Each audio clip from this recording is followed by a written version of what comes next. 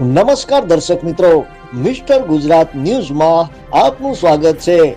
ભાવનગરમાંથી ગુમ થયેલ બાળક ટ્રેન મારફતે મુંબઈ પહોંચે તે પહેલા જ સુરત નજીકથી ઉતારીને પરિવાર સાથે મિલન કરાવતી પોલીસ।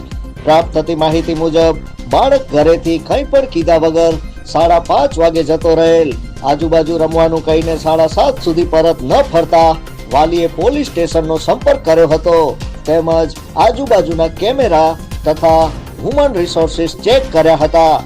માતા પિતાના મોબાઈલ ચેક કર્યા હતા। સંયુક્ત પરિવારમાં રહેતા હોય તેના કાકીના ફોનમાં ભાવનગર મુંબઈ સર્ચ કરેલ, જેના આધારે રેલવે સ્ટેશનના સીસીટીવી કેમેરા ચેક કરતા બાળક રેલવે સ્ટેશનમાં દેખાતા બાંદ્રાવાડી ટ્રેનમાં ચડતા દેખાયા બાદ જીઆરપી પોલીસની મદદથી સુરતના ઉધના રેલવે સ્ટેશન ખાતે બાળકને ઉતારી તેના કાકાને સોંપેલ, જે બાદમાં તેના ઘરે બાળકને પહોંચાડવામાં આવ્યો હતો।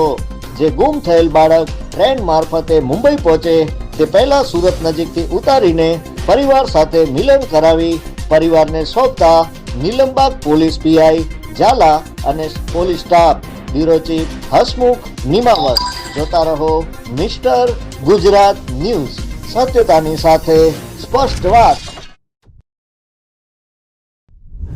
અત્યારે આમ મારા છોકરા પાસે કાંઈ હતું ને કાંઈક અમારે ક્લુ નહોતું કે ક્યાં હશે શું હશે કાંઈ ખબર જ નહોતી, પણ પછી મોબાઈલ દ્વારા મેડમે અમારા અહીંના પીઆઈ સાહેબ છે એમને તપાસ કરી, અમારા ફેમિલીના નંબરો બધાના ચેક કરી અને બધાના મોબાઈલ એને સર્ચ મારી એનું પોતાનું મગજ અને હિસ્ટ્રી લઈને મેડમે જોયું એટલે મેડમને એક વાસ થયો કે આ વસ્તુ એને સર્ચ મારેલી હતી મુંબઈ ભાવનગર મુંબઈનું સર્ચ મારેલું, એટલે મેડમે સીધો ત્યાં જઈને ત્યાંના સીસીટીવી ફૂટેજ ચેક કરાવ્યા, ત્યાં મારા છોકરાનું ફૂટેજ જોવા મળ્યું। પછી મને આશ્ચર્ય થયો, એટલે હું ખૂબ ખૂબ ધન્યવાદ માનું છું મેડમનો, અને મેડમે બહુ દિલથી કામ કર્યું અને મનથી કામ કર્યું।